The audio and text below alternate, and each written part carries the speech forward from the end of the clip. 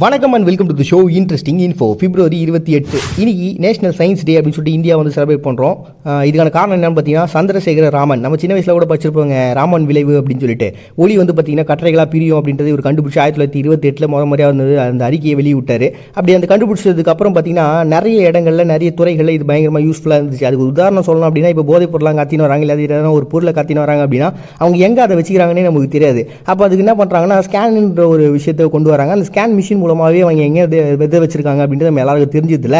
அதுக்கான பேஸே பார்த்தீங்கன்னா இந்த ஒளிச்சிதறல்களை அவர் கண்டுபிடிச்சது. அதேமாதிரி இந்த அணுக்கரு உலைகள்லாம் பார்த்தீங்கன்னா உள்ள என்ன மாதிரியான மாற்றங்கள் ஏற்படுது அப்படின்ட்டு நம்ம பக்கத்தில் போய் பார்க்க முடியாது, பார்த்தோம்னா போய் சேர்ந்துருவோம். அதை வந்து தூரத்துலேருந்தே நம்ம வந்து ஸ்கேன் பண்ணி கண்டுபிடிக்கிறோம் அப்படின்னா அந்த ஒளிச்சிதறல்களை வச்சு தான். இப்படி நிறைய விதமான இடங்களில் நிறைய விதமான கண்டுபிடிப்புகளில் இந்த பேஸ் நமக்கு யூஸ் ஆகுது அப்படின்றதுனால தான் பார்த்தீங்கன்னா இந்த நாளை அவர் அது அந்த கண்டுபிடிச்சி வெளியிட்டார் இல்லையா, அந்த நாளை சூஸ் பண்ணிக்கிட்டாங்க. அட் த சேம் டைம் பார்த்தீங்கன்னா இந்தியாவுடைய கண்டுபிடிப்பாளர்கள் அப்படின்றது ஆதி காலத்துலேருந்தே இருக்கிறோம். ஏன்னா நம்மளுடைய ஏன்ஷியன் காலத்துலேருந்தே பார்த்தீங்கன்னா மருத்துவத்துறையாக இருக்கட்டும், இல்லாட்டி பலவிதமான ஒரு சயின்டிஃபிக் அப்படின்ற விஷயத்தை நம்ம கண்டுபிடிச்சிருக்கோம். ஒரு உதாரணம் சொல்லணும் அப்படின்னு பார்த்தீங்கன்னு வச்சிங்களேன், இந்த டைம் ட்ராவல் அப்படின்ற ஒரு கான்செப்ட் பற்றி திருமூலரை எழுதி வச்சுட்டு போயிருப்பாரு. அதே மாதிரி ஆயுர்வேதம், மெடிசன் அப்படின்னு சொல்லிட்டு ஏகப்பட்ட விஷயங்கள் இருக்குது. அதில் நம்ம நவீன காலத்தில் பார்த்தீங்கன்னா டெஸ்ட் டியூப் பேபி அப்படின்ற ஒரு மெத்தட் பார்த்தீங்கன்னா முகோபாத்யாய் அப்படின்ற ஒரு பர்சன் வந்து கண்டுபிடிச்சாரு. அதுக்கப்புறம் காலராக மெடிசன் அப்படின்னு சொல்லிட்டு ஏகப்பட்ட கண்டுபிடிப்பாளர்கள் நம்ம இந்தியாவில் இருக்கிறாங்கப்பா. அவங்களாம் ஊக்குவிச்சு அவங்களுக்கு வந்து கௌரவமாக விருதுகள்லாம் கொடுத்து பாராட்டணும் அப்படின்றதுக்காக உருவாக்கப்பட்ட ஒரு தினம் தான். அது மட்டும் இல்லாமல் பார்த்தீங்கன்னா இன்னும் கண்டுபிடிப்பாளர்கள் நிறைய பேர் வரணும் அப்படின்னு சொல்லிட்டு அவங்கள ஊக்குவிச்சு ஒரு நாளாக உருவாக்கணுன்றதுக்காக உருவாக்கப்பட்டதுன்னு தான் பார்த்தீங்கன்னா இந்த சந்திரசேகர் ராமன் அதனுடைய அந்த ராமன் விளைவை வந்து கண்டுபிடிச்ச அந்த நாளை சூஸ் பண்ணி நேஷனல் சயின்ஸ் டே அப்படின்னு சொல்லிட்டு செலிப்ரேட் பண்ணுறோம் பிப்ரவரி 28. நெக்ஸ்ட் 228 பீஸ் மெமோரியல் டே அப்படின்னு சொல்லிட்டு தாய்வானில் ஒரு டே வந்து அனுசரிக்கிறாங்க. இதுக்கு வந்து ஒரு மிகப்பெரிய ஹிஸ்ட்ரி இருக்குது. இது ஒரு முடிவு பெறாத ஒரு வரலாறு தான் சொல்லணும். ஏன்னா இன்னைக்கு வரைக்குமே அது ஒரு சர்ச்சைக்குரிய ஒரு விஷயமா தான் பார்க்கப்படுது.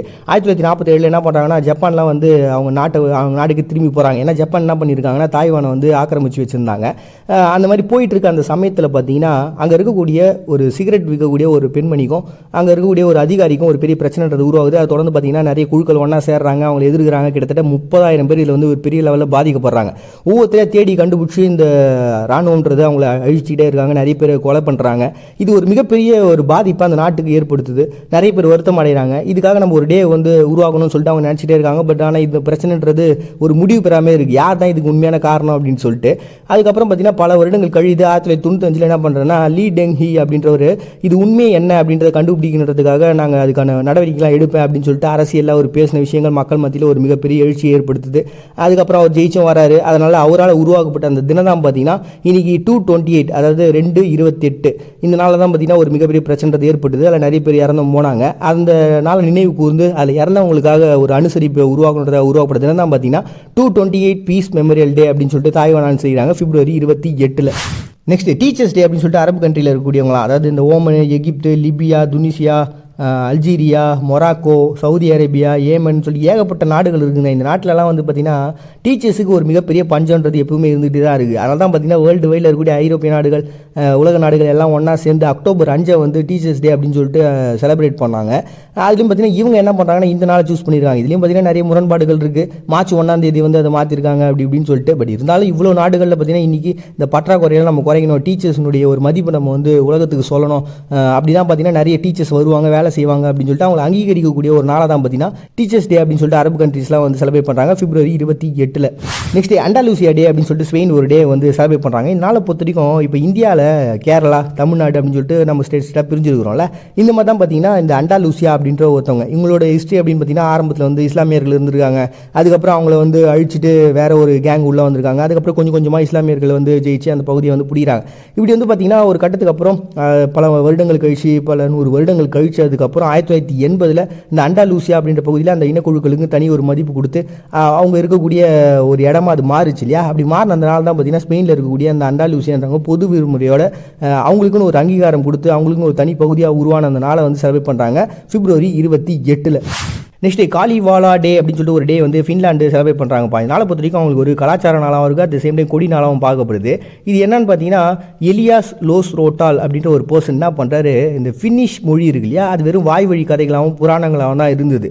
1830 இவர் என்ன பண்ணுறாருன்னா அதெல்லாம் திரட்டி நம்மளுடைய மொழியை பாதுகாக்கணுன்றதுக்காக நிறைய விதமான முயற்சிகள் எடுக்கிறாரு. அப்படி எடுத்து 1835 அதை வெளியிடுறாரு. அப்படி வெளியிட்ட நாள் தான் பார்த்தீங்கன்னா இந்த 28ஆம் தேதி. இதனால் என்ன ஆயிருக்கு அப்படின்னு பார்த்தீங்கன்னா அதுக்கப்புறம் அவங்களுக்கு சுதந்திரம் கிடச்சதில்ல. அந்த சமயம் சமயத்தில் ஃபின்னிஷ் இன மக்களுக்கு ஒரு மிகப்பெரிய அங்கீகாரமாக இருந்தது, அவங்களுக்கு ஒரு மிகப்பெரிய அடையாளமாக இருந்தது இந்த மொழி தான். சுதந்திரத்துக்கு ஒரு பெரிய காரணமாகவே இந்த ஒரு இவருடைய அந்த வெளியிட்ட அந்த காவியம்ன்றது ஒரு மிகப்பெரிய ஹெல்ப்ஃபுல்லாக அமைஞ்சிருச்சு இல்லையா. அப்படிப்பட்ட ஒரு விஷயத்தை நம்ம கொண்டாடியே ஆகணும் அப்படின்றதுக்காக அவர் அது வெளியிட்ட அந்த நாளை பார்த்தீங்கன்னா காலிவேலா டே அப்படின்னு சொல்லிட்டு ஒரு காவியத்தை கொண்டாடக்கூடிய ஒரு நாளாக, ஒரு கலாச்சாரத்தை கொண்டாடக்கூடிய ஒரு நாளாக, கொடியை கொண்டாடக்கூடிய ஒரு நாளாக வந்து ஃபின்லாந்து செலிப்ரேட் பண்ணுறாங்க பிப்ரவரி 28. நெக்ஸ்ட் குளோபல் ஸ்கவுட்ஸ் டே அப்படின்னு சொல்லிட்டுங்க. இது ஒரு ஃபுட்டு தான். இது வந்து பார்த்தீங்கன்னா ஐரோப்பியர்கள் 18ஆம் நூற்றாண்டில் மாலுமிகளாக இருந்த சமயத்தில் அந்த எஞ்சி இருந்த அந்த கறி துண்டுகள்லாம் வச்சு காய்கறிகள்லாம் வச்சு ஒரு ஃபுட்டை ரெடி பண்ணாங்க. அப்படி ரெடி பண்ணது பார்த்தீங்கன்னா அதுக்கப்புறம் இன்றைக்கி உலகம் முழுக்க கிட்டத்தட்ட ஒரு 100 இடங்களில் பார்த்தீங்கன்னா இது ஒரு செமையாக ஃபேமஸான ஒரு ஃபுட்டாக மாறி இருக்குது. அதுலேயும் பார்த்தீங்கன்னா இந்த யூகே யுனைடெட் கிங்டம் இருக்கு இல்லையா, அங்கே ரயிலில் கூட இதை பார்த்தீங்கன்னா விநியோகிக்கக்கூடிய ஒரு ஃபுட்டாக மாறி இருக்குது. இப்படி ஒரு சின்ன ஒரு மாலுமிகளால் உருவாக்கப்பட்ட அந்த ஃபுட்டை வந்து செலிப்ரேட் பண்ணுறதுக்காக இன்றைக்கி பல பேர் விரும்பி சாப்பிடக்கூடிய அந்த ஃபுட்டை செலிப்ரேட் பண்ணுறதுக்காக உருவாக்கப்பட்ட ஒரு தான் பார்த்தீங்கன்னா குளோபல் ஸ்கவுட்ஸ் டே அப்படின்னு சொல்லிட்டு ஒரு டே வந்து செலிப்ரேட் பண்ணுறாங்க. இதை ஆதரிக்கக்கூடிய, இதை சாப்பிடக்கூடிய மக்கள் பிப்ரவரி 28. Next day of remembrance for victims massacres in Armenia. ஆர்மேனியாவில் இந்த டே இது வந்து நம்ம ஆல்ரெடி பார்த்துருப்போம், நாகர்கோனா காராபாக் போர் அப்படின்னு சொல்லிட்டு நம்ம கூட ரீசெண்டாக கூட ஒரு நாள் 2 நாளுக்கு முன்னாடி பார்த்தோம்னு நினைக்கிறேன். அதாவது பார்த்தீங்கன்னா அது வந்து நடந்தது 1880 முன்னாடி 18ஆம் நூற்றாண்டில். இது வந்து பார்த்தீங்கன்னா அதை தொடர்ந்து நடந்தது. அப்போ வந்து ஆங்கிலேயர்கள் அவங்க எதிர்த்தாங்க இல்லையா. இது வந்து என்ன ஆச்சு அப்படின்னு பார்த்தீங்கன்னா ஆர்மேனியாவுக்கும் அஜர்பைஜானுக்கும் நடந்தது. அஜர்பைஜானியர்கள் என்ன பண்ணுறாங்கன்னா ஆர்மேனியாவில் இருக்கக்கூடிய பல பேர் வந்து கொண்டு குவிக்கிறாங்க. 1980 நடந்த இந்த ஒரு பிரச்சனை பார்த்தீங்கன்னா நிறைய பொதுமக்கள் இறந்து போகிறாங்க. அப்படி இந்த அஜர்பைஜானில் நடத்தப்பட்ட ஒரு மிகப்பெரிய தாக்குதல் இறந்தவங்களை வந்து நினைவு கூறணுன்றதுக்காக உருவாக்கப்படுதுன்னு தான் பார்த்தீங்கன்னா day of remembrance for victims massacres in Armenia அப்படின்னு சொல்லிட்டு அனுசரிக்கிறாங்க பிப்ரவரி 28. நெக்ஸ்ட் பிங்க் ஷர்ட் டே அப்படின்னு சொல்லிட்டு கனடா ஒரு டே வந்து அனுசரிக்கிறாங்க. 15 நாளை பொறுத்த வரைக்கும் 2007 கேம்பிரிட்ஜ் பல்கலைக்கழகத்தில் நடத்துல ஒரு சம்பவம் தான். இது ஆல்ரெடி நம்ம பார்த்துருப்போம். உலகம் முழுக்க இருக்கக்கூடிய எல்லாருமே பார்த்தீங்கன்னா இந்த பிங்க் ஷர்ட் டே வந்து அனுசரிச்சுட்டு இருந்தாங்க. அதுக்கு காரணமே இங்கே கனடாவில் நடந்த இந்த கேம்பிரிட்ஜில் நடந்த ஒரு விஷயம் தான். இது ஆல்ரெடி நம்ம சொல்லியிருப்போம். இருந்தாலும் மறுபடியும் நான் சொல்கிறேன். டேவிட் அப்படின்ற ஒரு பர்சன் என்ன பண்ணுறாரு, அங்கே வந்து ஒருத்தரை வந்து எல்லாரும் சேர்ந்து காயப்படுத்திட்டு இருந்ததை பார்க்குறாங்க. இவரும் அவங்க ஃப்ரெண்டும் என்ன பண்ணிட்டு இருக்காங்கன்னா ஒரு இளஞ்சிவப்பு நிற ட்ரெஸ்ஸை போட்டுருந்தார். அதை பார்த்தோன்னே அவங்க என்ன பண்ணிட்டாங்க, ஒரு ஓரின சேர்க்கையாளர் அப்படின்னு சொல்லிட்டு அவர் வந்து காயப்படுத்திருக்காங்க. இதை பார்த்தவங்களுக்கு உடனே போயிட்டு ஒரு 50 டிஷர்ட் இளஞ்சிவப்பு நேரத்தில் ஒரு டிஷர்ட்லாம் வாங்கிட்டு வந்து எல்லாருக்கும் கொடுத்து அதை போட சொல்லி அவங்க ஒரு மிகப்பெரிய எதிர்ப்பை காட்டினார். இப்படி சும்மாவே எல்லாரையும் போட்டு அவங்கள கிண்டல் பண்ணுறது, அவங்கள காயப்படுத்துறது அப்படின்றது சரியான ஒரு விஷயம் கிடையாது அப்படின்னு சொல்லிட்டு ஒரு மாணவர்கள் மத்தியில் எழுந்த அந்த ஒரு எழுச்சி தான் பார்த்தீங்கன்னா அதுக்கப்புறம் நாடுகள் முழுக்க பரவுது. எல்லாருமே வந்து இந்த நாளை வந்து அனுசரிக்க ஆரம்பிக்கிறாங்க. அப்படி அனுசரித்து தான் பார்த்தீங்கன்னா உலகம் முழுக்கக்கூடிய மக்கள் எல்லாம் சேர்ந்து அதுக்குன்னு ஒரு டே உருவாக்கி இதுக்கு முன்னாடி நம்ம அனுசரிச்சதை நம்ம பார்த்துருப்போம். அப்படி கனடாவில் பார்த்தீங்கன்னா இந்த கடைசி புதன்கிழமை வந்து அனுசரிக்கிறாங்க.